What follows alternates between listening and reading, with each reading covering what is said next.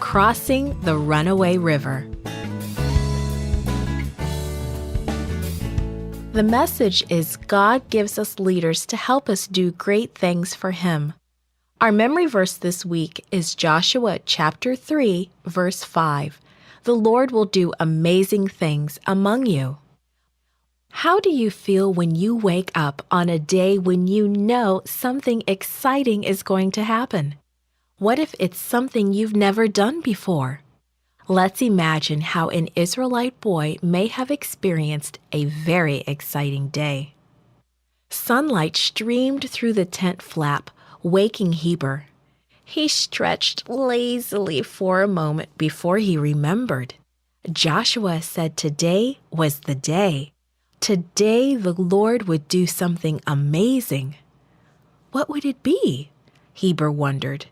God had done amazing things for the Israelites. He'd heard hundreds of times about how God had parted the Red Sea and led the people out of Egypt. He had eaten manna every day of his life. It was amazing. Food every day without fail. And then, not long ago, an Israelite army had defeated those two kings, Sihon and Og. Yes, God had done some amazing things, Heber decided. But those things had all happened when Moses had been leading. Moses was dead now, and Joshua was their new leader.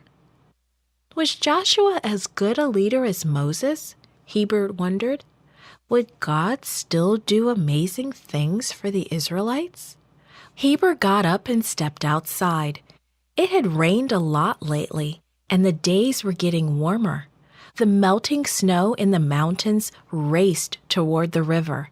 The Jordan River was a muddy, angry torrent high over its banks. Canaan, the promised land, was on the other side of it, and they had been camped here for 3 days. His thoughts were interrupted by his father's urgent voice. "Joshua is giving instructions," he said. "Come quickly." Joshua was already speaking when Heber and his father arrived. "The Ark of the Covenant will go into the Jordan ahead of you," he was saying. "You are to move out from your positions and follow it.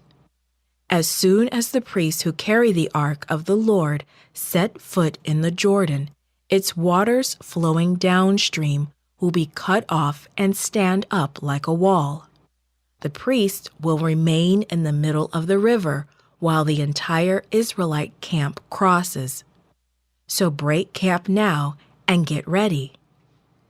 "We have no time to waste," Heber's father said. Heber gulped down some manna as he helped to pack. They soon heard the order to line up. Up ahead, he could see the priests carrying the Ark of the Covenant.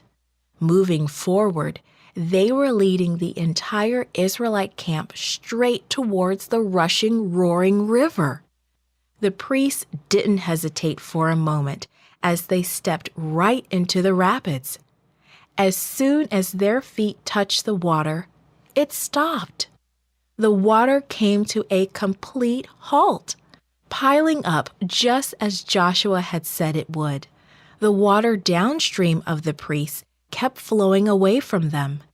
In a matter of seconds, the water had disappeared around a bend.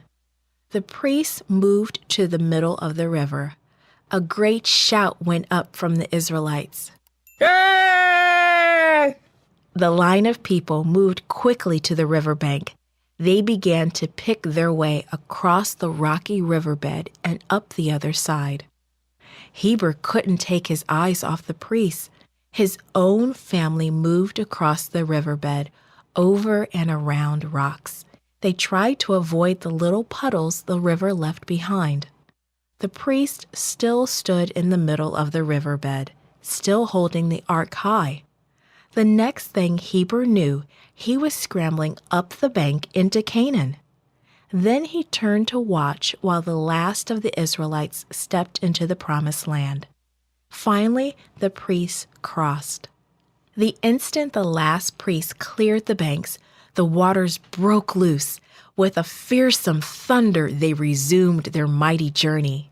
It was over, As easily as that, their long journey was over. Heber sat down on the riverbank. He looked up at the fluffy clouds overhead.